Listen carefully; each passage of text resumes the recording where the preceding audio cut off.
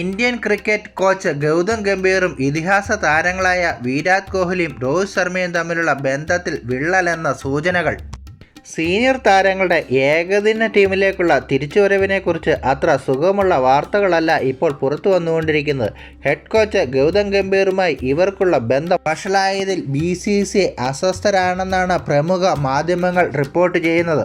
Test ക്രിക്കറ്റിൽ നിന്ന് വിരമിച്ച ശേഷം വിരാട് കോഹ്ലിയും രോഹിത്തും ഗംഭീറുമായുള്ള സൗഹൃദം അത് അത്ര സുഖകരമല്ലെന്നാണ് റിപ്പോർട്ടുകൾ. നിലവിൽ ഏകദിന ഫോർമാറ്റിൽ മാത്രമാണ് വിരാട് കോഹ്ലിയും രോഹിത് ശർമ്മയും കളിക്കുന്നത്. ടീം മീറ്റിങ്ങുകളിൽ പോലും പരിശീലനങ്ങൾക്കിടയിലും താരങ്ങളും കോച്ചും തമ്മിലുള്ള അകൽച്ച പ്രകടമായി കാണാമായിരുന്നു. ഗൗതം ഗംഭീർ ടീമിലെ സീനിയർ താരങ്ങളും തമ്മിലുള്ള സംഭാഷണങ്ങൾ പോലും വളരെ കുറവാണ്.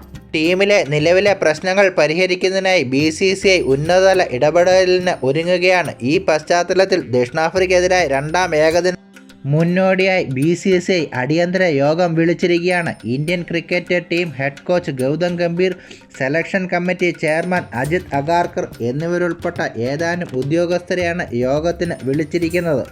എന്തായാലും ഒരു കാര്യം ഉറപ്പാണ്, ഈ യോഗത്തിനു ശേഷം രോഹിത് ശർമ്മയുടെയും വിരാട് കോഹ്ലിയുടെയും 2027 ലോകകപ്പ് വരെ ടീമിൽ ഉണ്ടാകുമോ ഇല്ലയോ എന്ന ഒരു കാര്യത്തിന് വ്യക്തത വരും. നിലവിൽ മികച്ച ഫോമിലാണ് രോഹിത്തും വിരാട് കോഹ്ലിയും.